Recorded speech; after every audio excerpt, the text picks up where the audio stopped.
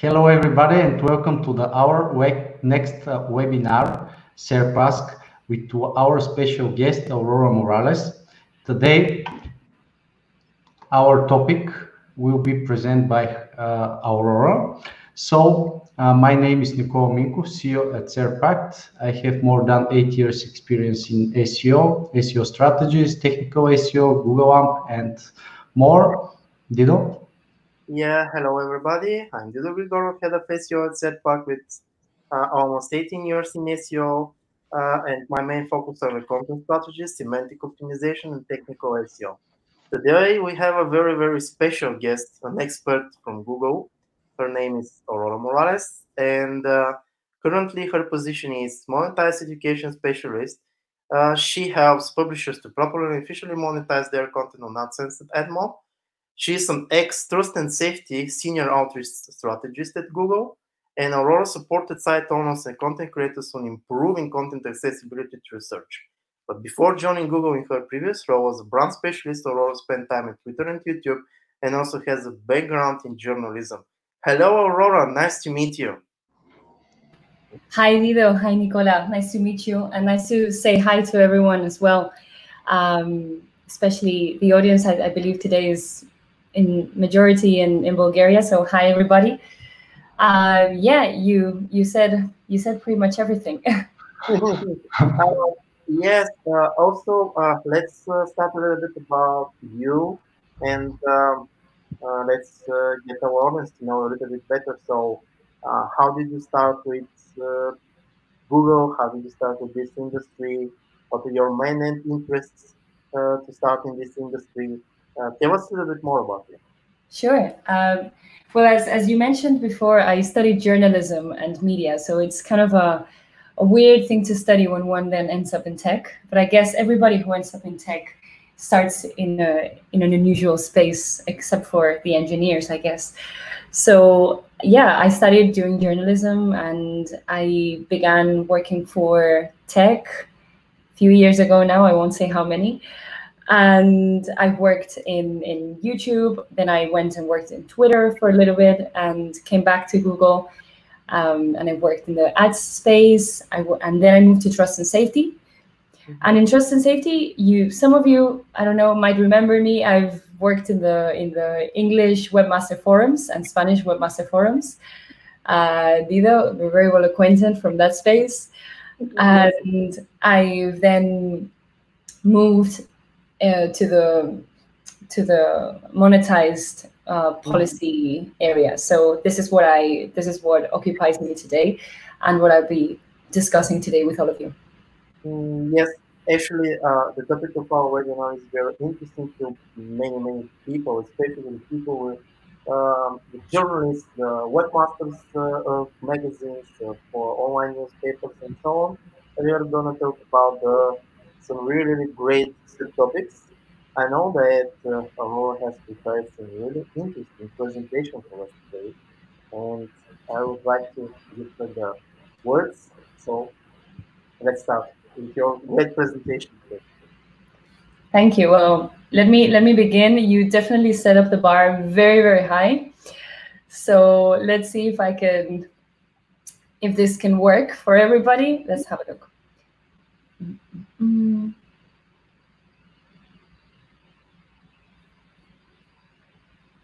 Let me see if I can do this here. 1 second, please. Let's see if I can send. In the meantime, what I will say is, let's have a look. Share screen.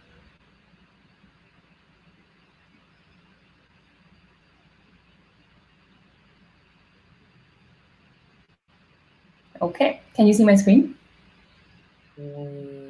Yes. Perfect. Welcome. So as you were saying, Dido, today I will be talking about policies overview, so maintaining a healthy digital advertising ecosystem. And I hope everybody can hear me well, can see me properly. As most of you, I am working from home. So don't be surprised if the postman buzzes the door or a neighbor makes noise. Like, this is my everyday and probably everyone's everyday. And I believe it's part of the charm. So yeah, no worries about it. I'm really happy that there's interest on this topic because it's great for us to learn about policy, cover best practices and most common violations of these policies. And I really hope that during this next hour or so, you'll all find answers to your questions and discover helpful resources and learn, maybe, who knows, something new. So let's have a look. This will be the agenda for today. And I try to make the content as relevant and customized as possible. And thanks for your submitted questions beforehand. I really appreciate the contribution because it really shaped the presentation I'll be delivering today. I'm going to go over why we have policies, how to protect our network. I'll go over some common violations and what to do if you have a policy violation. To set expectations and to be mindful on time, the Q&A will happen at the end. Dido and Nicola will take care of monitoring that. And I don't know how long it will be. It depends because I have a lot to cover, but I'll try to leave some space at the end. Some important caveats, important for everybody. I will cover only generic questions in the Q&A. I cannot comment on specific account-related cases, so I hope you understand that. And, well, I already talked about me. I didn't know I would be talking about me at the beginning. But yeah, that's my Twitter handle. You can check me out there. And yeah, a little bit more about me. I've been working at Google for 5 years in different roles. And yeah, today I'll be talking about policies, best practices, and restrictions on the monetized world. So now that we know a bit more about me and about what I'm going to talk about, let's dive into the overview of AdMob and AdSense. First, before anything, we have to understand why we create and enforce policies. I work for a team called Trust and Safety. And this is a group within Google that creates and enforces policies. We identify abuse patterns, and we strive to increase safety and trust for the entire digital advertising ecosystem. To us, success looks like this wheel here. We try to treat all parts equally because we find value in the interactions with Google. When we create policies, we do our best to strike a balance. We try to help publishers and developers earn revenue and help advertisers distribute their messages. But you might think this too. This is a difficult balance. To be successful, we have to be good at this balancing act. It's not always easy because with enforcement, sometimes advertisers may think that we don't go far enough, and well, publishers may think that we go too far. So publishers and as you all today, when we create these policies, we must keep the needs of the entire industry in mind, so not just one side. We constantly review our policies and enforcement to be fair and thorough while being mindful of societal changes and newsworthy global events. And because of this constant review of policies, we recently aligned our content policies across all Google monetized products to simplify the way the ecosystem views and understands them. So this includes AdSense, AdMob, and Google Ad Manager. The street cleaner is passing. I hope you can hear me properly. Along with this alignment, we've changed a number of policies recently to restrictions. And we've also removed monetization completely for certain types of content. Now, on this slide, you can see the types of content that we never monetize, with the goal of simplifying the publisher experience across our products and platforms. So have a look at this slide. It's really important that you know what I'm talking about this content that we do not allow monetization on. The foundation of everything we do is trust. To build trust, we have a network-free network-free of invalid traffic and bad actors. And for this, Trust and Safety, the team I work on, uses a combination of human and automated reviews to provide scalable and automatic defenses to continuously identify, clean, and defend our ad systems. And we constantly review each application and every existing account. So the new ones and the ones that exist. And what type of people form our team? Well, I mentioned before that I come from the journalist background, but we have a very diverse set of people as well. So we have data scientists, engineers, subject matter experts, like a lot of different backgrounds on trust and safety. And beyond what Google does to protect the ecosystem, what can you do to help protect your networks? I'm going to give you some best practices and general advice that sometimes it's overlooked or neglected, unfortunately, but please make a note of what I'm going to say. First of all, develop policies for your site. This will help you build a consistent way for you to decide how you will buy inventory and what type of inventory you want to avoid. And also procedures, establish procedures. They will empower you to constantly avoid and mitigate bad actors and practices. Another best practice is to limit the types of ads that can appear beside your content through the use of blocking options. So in many cases, not all ads or categories are suitable for your content. Apart from blocking, set up your account correctly. Segment. So segment your operation and have a clear overview of what's under your own responsibility and what's managed by your partners.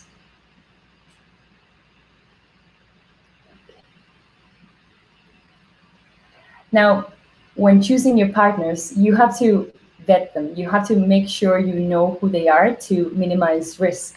So this might sound like common sense, but you have to do this due diligence.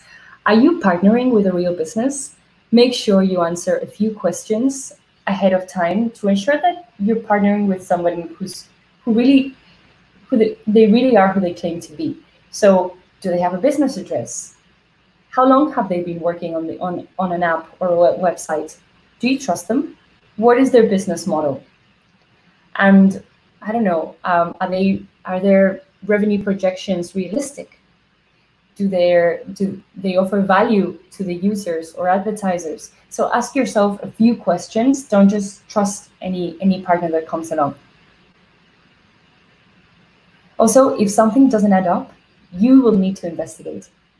So review. Let's see.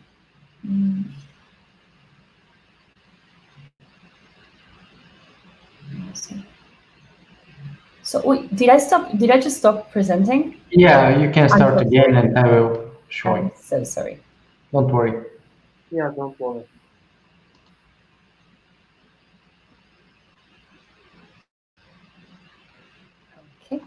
Okay, sorry. Yep. There we go. I just don't know. You can see the main screen, right? Yep. Okay, perfect. If something again doesn't add up, you will need to investigate yourselves. So review your partners regularly, especially the newcomers to the network, and schedule regular business reviews to analyze inventory you've purchased. If your partner is reluctant or unable to explain anomalies, they might be risky for your network. And understand your analytics. This is on you. You have to monitor your traffic and what your traffic patterns are. So be proactive in monitoring your traffic, because if you know how your traffic should be looking like, you will know what to look for if things are not going well.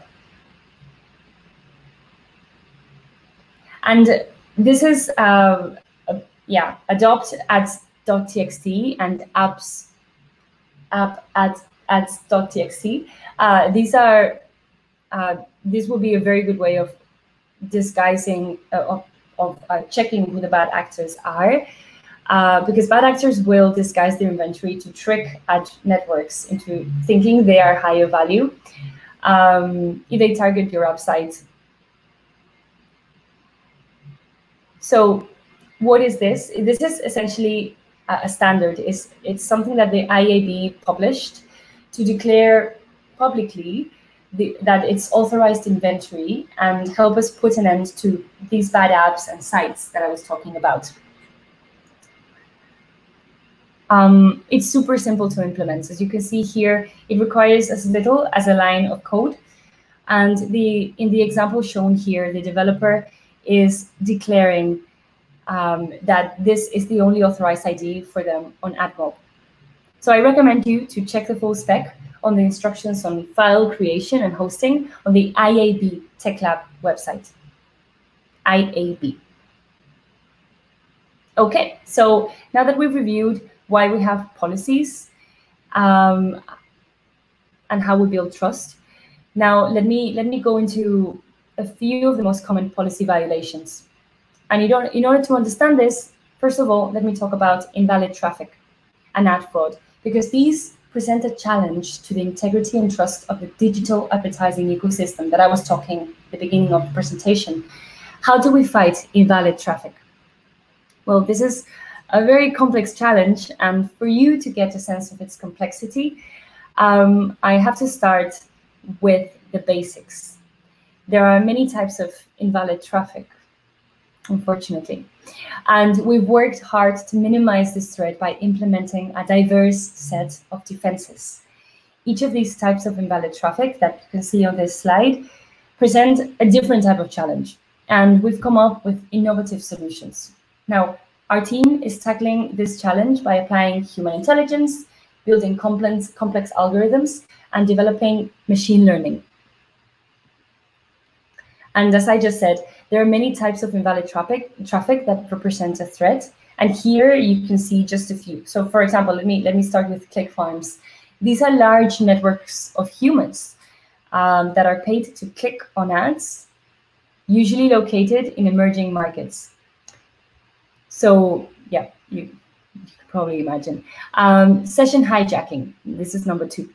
This occurs when a bad actor uses an insecure network to capture a user's cookies, which can then be used to trick websites about visits from other qualified valid users. And thirdly, you can see there automated browsing. Now, this is similar to botnets. They're automated scripts that continually visit interconnected sites across the web. This is a good example of non-malicious invalid traffic. It's likely non-fraudulent, but it still doesn't represent genuine user interest. Therefore, advertisers tend not to pay for this type of traffic. So don't fall for it. Let me go into a few of the most common policy violations for AdMob. Let me start with interstitial ads.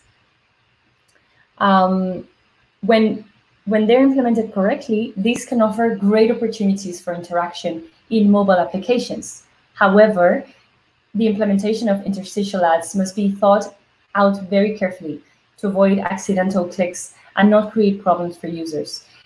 Put yourselves in the shoes of your users and think about how annoying it can be to click on something you don't want to click on. Now, let me start with repeated or recurring interstitials. In this example, the image shows what repeated or recurring interstitial looks like on mobile. Do not overwhelm your users with interstitial ads. For example, several interstitial ads popping up in a row is not allowed. Repeated interstitial ads often lead to poor user experiences and accidental clicks, which is what I was talking about. This is an example of interstitials at app load or app exit. This is not allowed. Do not place interstitial ads on app load or when exiting apps. First of all, it's very straightforward and it's easy to understand. The theory is easy to understand, but it's not always what people do. So when users are not using an app, interstitial ads should not pop up. For example, ads should not show up while the app is running in the background of the device. It should be clear to the user which application the ad is associated with.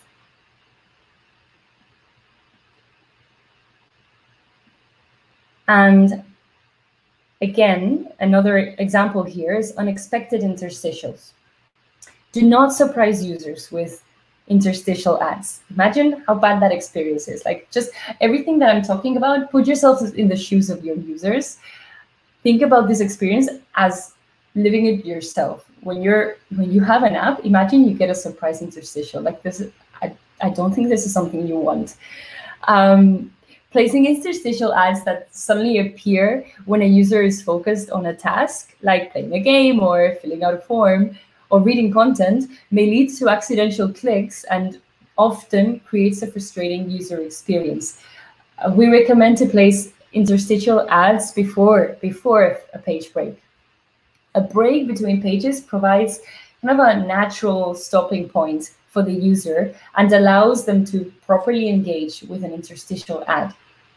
If the app encourages frequent and or repeated tapping by users, it's recommended that a delay is inserted after the end of a level and before the display of an interstitial ad. The delay could take the form of a screen that says loading or please wait, or displays a progress bar wheel, This offers users the chance to consider what appears next. It also helps reduce the ever annoying accidental clicks. Deceptive navigation. Let me go into now common policy violations, both for AdSense and AdMob. In terms of deceptive navigation, ads must be clearly labeled, work as intended, and separated from content. Because users come to your site or app for the content, it should be then easy for them to distinguish ads from content at all times. Examples of misguided navigation include false claims of downloadable or streaming content, linking to content that does not exist or does not load, redirecting users to relevant or misleading pages. So ads that blend in or that are situated too close to content and navigational icons can cause these invalid clicks that I'm talking about. Remember, we will always deduct clicks that are determined to be invalid. And where possible, we will reimburse advertisers. So prevent this from happening, because it will not be a good experience for you, the users, for anybody, really. Now, in terms of sound, autoplay ads with sound. Now, these implementations are not allowed either. Aside from interstitials and rewarded placements, video ad placements must be muted by default. Again, think as a user, you open your app or you open a page and suddenly you get a blast of sound. You're going to be scared. It's not going to be a good user experience. This is not what you want in your life. Ads must not autoplay below the fold, nor ads should not play on hover. On mobile, autoplay is only allowed when at least 50% of the ad unit is visible on a 360 × 600 viewport. Autoplay out of stream video ad placements, apart from interstitials and rewarded placements, must be muted by default, unless the user expressly opted to enable the sound. So some users might like this experience, but they have to expressly say, I want this to happen.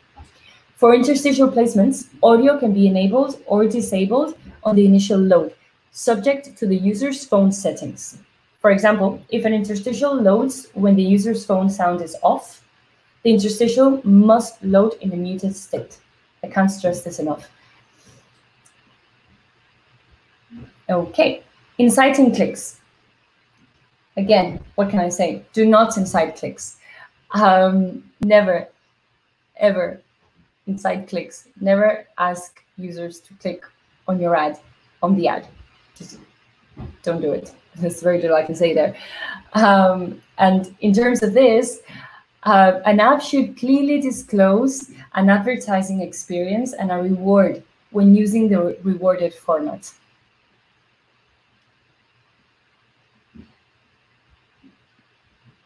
Non-compliant sticky players. Now, This is to ensure that users are not frustrated with having a sticky player with no dismissal feature. This is simply a poor user experience. And again, think about this. When you're navigating and you get videos, or like in this illustration here, and you can't remove it, you can't close it. How frustrating is this? Video ads must serve in an environment that is respectful to users' experience and time. Non-compliant sticky player is part of the respect the user principle and falls under the video publisher policy. So this is not only Google telling you Google AdSense or Google policy. This is an industry protocol standard. If the application, let me see, in terms of framing content, if the application or page displays a third-party site in a frame, this is called content framing.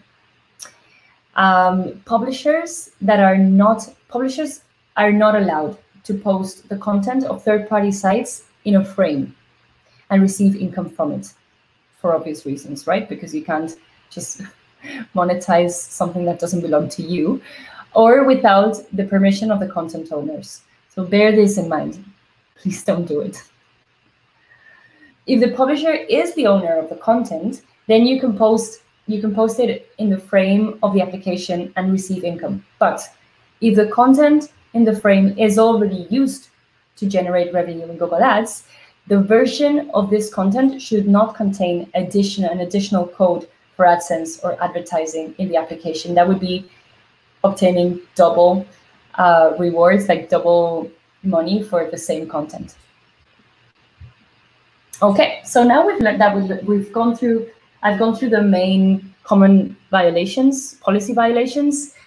Let me go through, this actually was one of the questions submitted before this presentation, using the policy center and how to create proper appeals. So what should you do if you happen to receive a policy violation? In the unfortunate case, hopefully nobody here is receiving these policy violations ever. Everyone is doing the right thing. We have a great resource in the policy centers, both for AdSense and for AdMob. In the policy center, we will show you which of your apps or pages or sites we found to have policy issues, information on why your content is in violation, the steps needed to comply with the program policies, and how to request a review after addressing the violations. And once you request a review, you can track the progress and results. And everything I mentioned is in one place, which is very convenient. Now, let me show you an example. Let's pretend I just published a new page on my website. And the next day, I get an email from Google saying that they recently discovered a page on my site with a policy violation. My first reaction is, oh no. My second reaction is, well, okay, I read the email, and it clearly indicates that Google has noticed invalid activity, and they need me to review the policy center to take care of these violations. Okay, so what do? I log into AdSense. This is where, again, this was a violation in AdSense. If it was an AdMob, I'll tell you how to do it later. Here's where you typically go to see how well a site is performing and to control the ads allowed and examine overall performance. So there is a new tab that takes us directly to the policy center. The policy center gives me, again, as I was mentioning, a wealth of information about any sites or pages which have policy issues. The policy center has two sections. One, the site level, which shows us if the site as a whole is breaking any policies and where the ad is serving that has been blocked on the entire site. Two, page level. This shows us the number of pages with violations for each site. And I can see which pages have been affected and what policy issues were found on each page. In some cases, more than one issue was found, as you can see on this example. I clearly did a lot of things wrong. And by clicking on that page, we can see each of the issues listed. Clicking on each topic displays the specific policy that has been violated. Just It's good to know, and you can read about it. And below of it, there's an explanation of what I need to do to tackle the issue. I can adjust the content of the page to be policy compliant and request a review. Ad serving will be restored if I have brought the page into compliance. Or another thing I can do is remove the ad code from the page itself, and after a week or so, the page will disappear from the policy center. So I have those two options.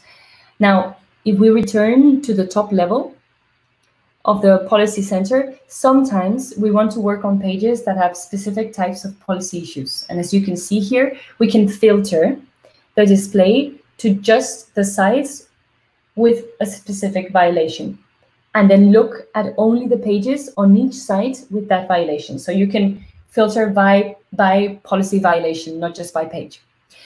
Google is, as I was mentioning before, we're constantly reviewing content. And when issues are found on the policy center, it's like we try to inform publishers as quickly as possible to ensure that they can get back up and running ASAP, because this is serious. So once you've reviewed the violations and made the appropriate changes, submit a review request form directly on the policy center, as you can see here on this slide. If you believe that we made an error in flagging your page for violating content, you can also submit a review right here. And now let me talk about a little bit about the AdMob app policy center. So this is how the UI looks like, and this is good news. So if you see the UI like this, you're doing great, no worries, you don't have anything to worry about, all good. However, it might not be the case. So if you have a policy violation, you will see this alarm in the AdMob account page, and at the same time, you will receive a short email about the policy violation. Then you will click on the Policy Center menu on the left side and find out the policy violation apps. If you click the app list, you can find more details of the policy violations, such as the policy guidelines and review request process. And if you click request a review, you can see this kind of pop-up message where you can fill out the appeal note and submit a review request. So to recap, sign into your account, click Policy Center, click on any apps with policy violations, and then in the violation section, click Request a Review. Review the information in the dialog box, then describe the changes you made to comply with the program, or explain why you think the violation does not apply. So in case you believe Google made a mistake, check the checkbox to confirm you're ready for a review, and click Request Review, and that's it. Now, let me give you some best practices as to how to write a good review, a good appeal. First of all, I recommend that you visit the Help Center. So either if the problem has happened with AdSense, go to the AdSense Help Center. In case of an AdMob situation, go to the AdMob Help Center and review the particular policy that we've informed you about in the violation. Next, check the rest of your site or your app. The same violation might have appeared multiple times, so make sure you are covering all of the pages or all of the apps. In the review, be as descriptive as you can. The more effort you put into the review, this will help our analysts accept your request. So let us know that you understand the issue, what changes you've made to help prevent that issue from occurring again, and yeah, give us as much information as possible. And lastly, please understand the big picture. This is what I was mentioning at the beginning of the presentation. Remember that we're trying to create a healthy digital advertising ecosystem that works for users, advertisers, and publishers. So we're trying to strike a balance And these policies are designed to balance those needs of advertisers along with your needs of earning revenue. If you're trying to provide a good experience for the users and the advertisers, I believe that you will be having a long and healthy relationship with us. So yeah, like where it's in all our best interest that you're taking all of this into account. And to finish up, let me share some public resources with all of you. So in terms of AdSense, we have a blog, the AdSense blog. I really recommend that you bookmark all of these resources in case you haven't done it yet. We have the AdSense blog, we have the AdSense Help Center, and the AdSense community forum, where there's a lot of champions there, product experts helping out and giving amazing help. We're also in social media, so we have a Facebook, LinkedIn, and Twitter account. I added the Twitter account here. And in terms of AdMob, we also have a blog. So there's a blog, the Help Center, and the community forum, again, with fantastic product experts. And we're also on LinkedIn, Facebook, and Twitter. So do check us out. There's great communities there who help each other and provide fantastic experiences. So without further ado, that's my presentation. Great, Aurora. Thanks for your presentation. I'm sure everybody are very satisfied from your presentation, but we have a lot of questions. So I will start with the first. The first one, do you have any monitoring of the Bulgarian market in the Google AdSense section? Maybe they means, do you have any data for Bulgarian market for using of AdSense or?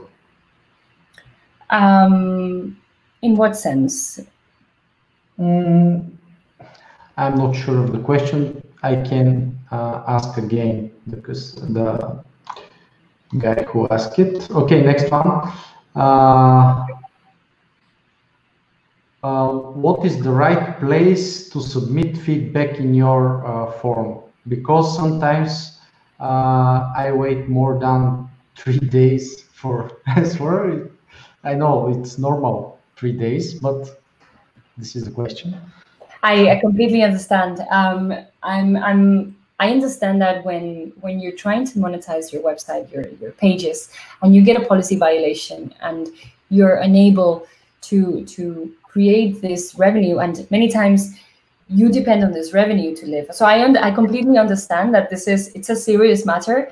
Now, again, when I was talking about the balance in the ecosystem, as you mentioned, Nicola, having 3 days is not a very long timeline, and yeah. I do recommend that you use the policy center if it's been a policy violation to request reviews of your sites, of pages that have been problematic, and that you create proper appeals with as much information as you can, because eventually your appeal is going to be received by a real person, and this real person will read and will go through your pages and your sites. So make sure you make it as easy as possible for them. And these people are on my team, so I know a lot of these people. So they exist. they're not robots. And yeah, so I understand that it can be frustrating many times, but let's try to do it together. So they'll probably be faster reviewing your website if you provide them as much information as possible. Yeah, and submit one time, not again and again without any answer, because yeah. I know that from Google Webmaster, so yes, I remember. Yes. At the end of the day, the processes are very, very similar. So it's not the person who requests the same thing 10 times that is going to get the most attention. It's the person who submits one time, but in the best possible way. So yeah, you got it. Yeah, of course. Okay, Next question. We are a big news media in Bulgaria. Is there possible for support in Bulgarian language? This is their first question. Support in the help center or in what way? Maybe they mean in help center. Yeah. I am not aware of. Let me see. Okay. So I'm actually going to check these things live, if you don't mind, because unfortunately I don't speak Bulgarian, and there's some things that I simply don't know. Let's see.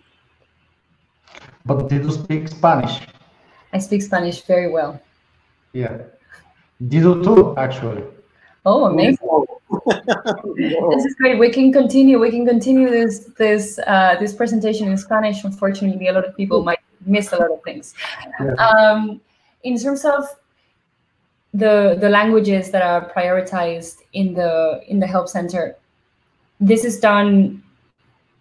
Well, I can definitely mention this to the teams that handle the help center. Again, this is not something related to policy, but I can pass it on. Mm-hmm. Okay, question from the same media group in Bulgaria. Are you planning to open a location for health center in different countries from US? Do you have this type of strategy? Maybe they mean, do you have to plan some departments, to open some departments for supporting in different countries? I don't know. I don't know either. Yeah. Okay, Dido, your questions now from your group. We separated the questions, a few of them in my side, another in Dido's side. So, yes, actually, do you have any tips and tricks on the so where people should place the ads of AdSense, for example, for best monetization? When it comes to the conversion rate, more clicks, more users, something that Google recommends. This is a great question for somebody who works on a different team, probably. I am focused on policy. So on my side, what I can say is no matter where you decide to place your ads, make sure that you're doing it in a very compliant way. So make sure that you're not encouraging accidental clicks. So you're making a very clear distinction of what is ad and what is content, so that your users will not get a frustrating experience. No matter what you do, always put yourself in the shoes of your user. Your user is going to go to your website, and if they cannot distinguish what's an ad and what isn't, they get interstitials, they get bothered constantly by videos with sound and flashy things. Like, think about how annoying that will be for them, and avoid it. Okay, so we have also another question about interstitials. Seems like developers really love them, and using them for marketing purposes, or maybe just for better interaction with their users, or just entertaining them. Is there any way? Does Google really completely ignore the interstitials, or is there a way so we can use them without being getting any violation of the policies when it comes to the monetization? Interstitials in the apps, you mean? Yeah. Sure. I mentioned it during the presentation. So there's a few interstitials that should always avoid. And I was talking about this, the exit interstitials, or interstitials that are running in the background while the app is closed. Like, that is not allowed. What it is allowed is to have them in between, for example, phases of a game. Place your interstitials in places on your app that make sense in the user journey. Don't surprise your user whenever they're trying to, I don't know, fill in a form or read an article. Don't just surprise them with an interstitial. If it's going to surprise them in a negative way, then it's probably a bad implementation. Okay. One question from Peter. Peter Yes, Nicole, maybe you. Hey, yes, I know him. How are you? it's not so policy-related question, but it's still interesting. Peter, Peter, we're here for policy. What are you doing? Yeah, it's actually something that is very related to the user experience from what he asks here. And the question is related to the web vitals currently implemented by Google as a ranking factor and officially announced on the Webmaster Forum, Webmaster blog. Sorry, how to improve web vitals quality signals when on some page there is AdSense ads. From one side, it's good to have ads, but on the other side, this can lead to make this web vitals parameters getting worse. So this is all related to the user experience, and we have been talking along with the policies also about the user experience. So, what are your recommendations here? Exactly, and it's very good that Peter is aware of the latest trends and what's out there. Very good. You've always been very, very well informed. Now, again, it's what I was mentioning. If the user experience is not going to be a good one, then it's probably not a good implementation. I can repeat the same thing that I've just said again and again. But if you're implementing ads that are like too many ads on a website, that's going to be annoying for your user. I cannot comment on the organic side of things because we're talking monetized here, and as you know, monetized has nothing to do with organic search. Organic search is not paid, and there's no economic involvement there. So I will not comment on that side. I will comment on the fact that if you're monetizing your web page, or your pages, your apps, make sure that your users are happy with the experience, because the happier your users are with the experience, the more they will visit your page, your pages, your apps, and the better it will be for you. Okay, Nikki, any questions on your side? Yes, but you have one more, and after that, yeah. I don't see any questions here, but yeah, you are absolutely right. Yeah. Yeah. So about when we get the policy violation,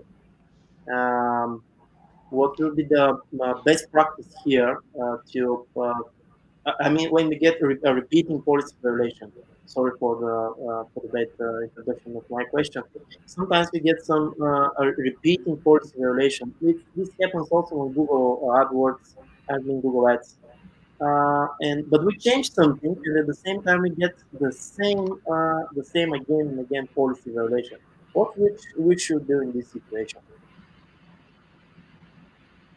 So the question, so that I understand, is a publisher that is getting the same policy violation again and again and again.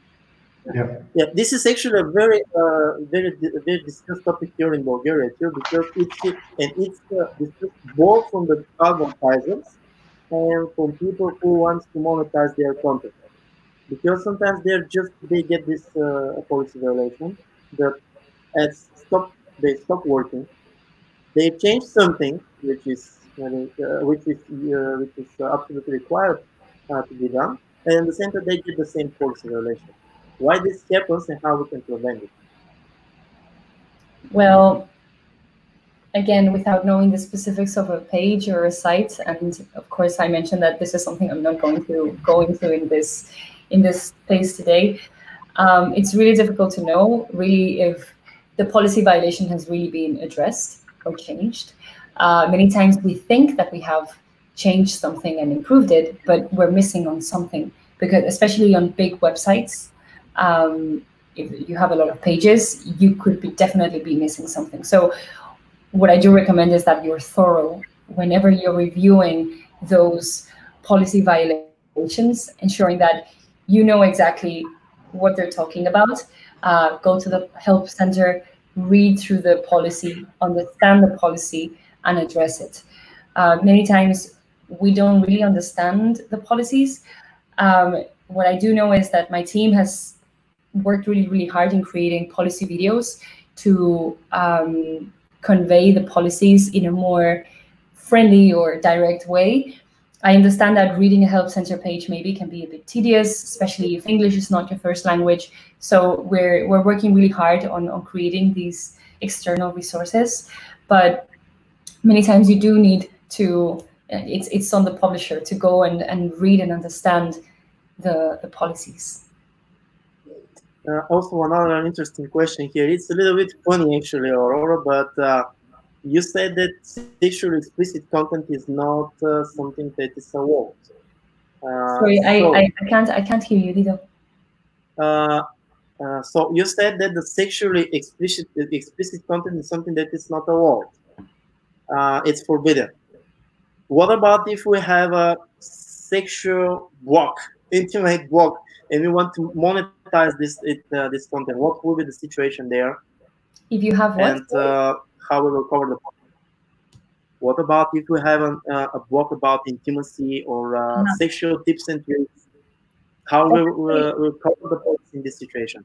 That's actually a very good question. There's a difference between the main focus of the blog. So we do have policies and restrictions. This is part of what I was talking about at the beginning of the presentation. This is something that it's quite recent. We've changed the way in which we address the monetization of the content. So many times, instead of completely preventing monetization on certain type of content, we have opened it up a little bit because we understand that there's certain content that is not harmful, but the inventory will be limited, because we understand as well that not every advertiser is going to be interested in placing their ads against certain type of content. So it depends, of course, on the type of blog, on the content of that blog, but content about intimacy in a constructive way, in a way that is going to teach users or is going to be didactic, should not pose a problem to a limited type of monetization. Now, again, I don't know the specific case, so do not come back to me and say I couldn't monetize this content, because I have not seen this content. Okay, thanks. Okay, so a few questions from my side. One general question from Boris Wafarapchev: how to reach the balance? How many ads is okay on the page? And this is the eternal question. I'm very glad that you're asking. It had to come up. Now, in the past, I don't know if you remember, but we did have a recommendation on how many ads we allowed on websites, and because we heard a lot of your feedback, we decided to not to remove that limit and simply to leave it on the publisher side to strike the balance. So you should know what is the right amount of ads on your site, depending on the user experience, depending on how much you value your user. So it's on you. If you decide to bombard your user with ads, this is entirely on you. And the user will then decide whether they want to actually visit your page or not. Because personally, I have stopped visiting websites that are just bombarding me all day with interstitials and ads. I will go to those pages that respect me as a user, offer me, I understand that there has to be ad placements, completely understand it, but in a balanced way. So there is no magic number, there is no magic formula, unfortunately. I can't give you that. But also, not only that I can't give you that, is that we believe that it shouldn't be on us to give you that, if you know what I mean. Okay, very, very interesting question here. Are you planning to open programs with non-profit organization?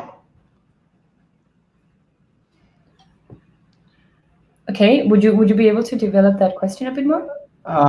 Maybe they means, do you plan to open some program to help to non-profit organization related to our situation with COVID-19 or something like that? Do you have any program for support non-profit organization? That is a very good question, and I will look that up. You mean programs for publishers, right? Yep. Okay. Programs in terms of, maybe we can be a bit more specific. Programs in terms of support, as in direct support or financial support, credits, like what are you talking about here? I'm not sure this is direct question, but are you able to I think they mean for finance support. Okay. Financial support. Yeah. Maybe the user means that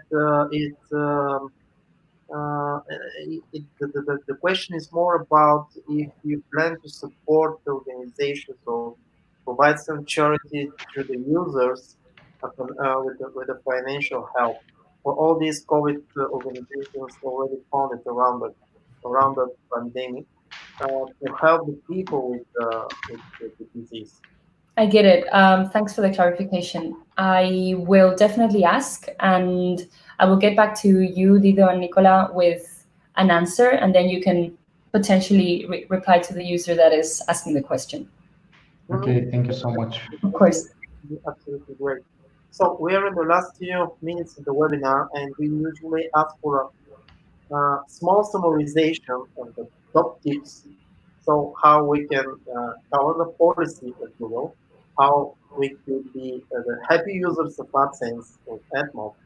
So we won't see the violation policy warnings on our sites and be more financial healthy and get more stability when it comes to the monetization of our content.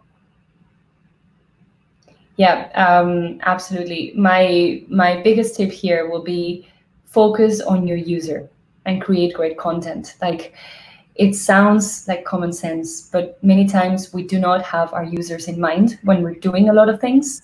So think of who we're creating the content for, and think about your content as content that is going to be consumed by users. And advertisers will want or not, they have to want to monetize, to place their ads against our content. So make your content appealing.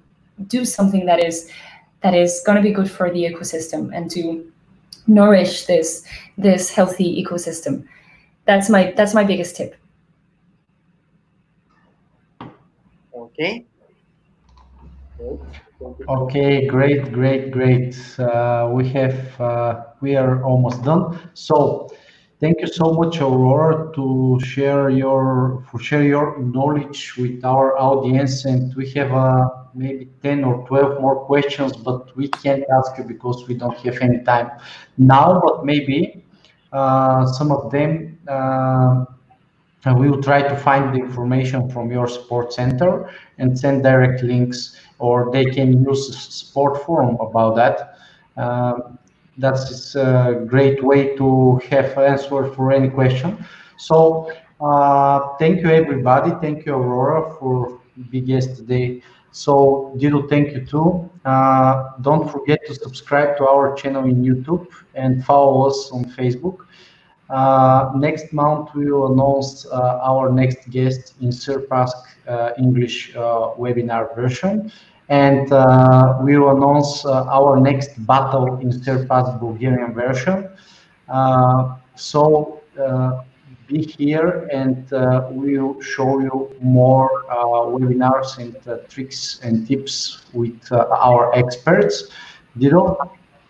Thank you, Aurora, for accepting our invitation and being our guest today. It is really highly appreciated because, first of all, we get information from a Google expert, which is right from the source. We didn't work with great skill in Bulgaria right from the source. And we know it is the right thing, and tips are really the best ones. So we can change our strategies for the better.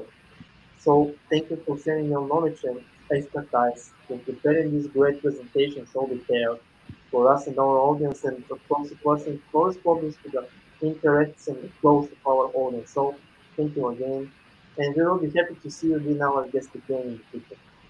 Thank you so much. And on my side, it's been a pleasure participating in this. Thanks for inviting me. And it's always a pleasure to share whatever information I can share, especially with you all. And it's great to see familiar faces. And yeah, I hope everyone is staying safe during these crazy times. Great to see you all.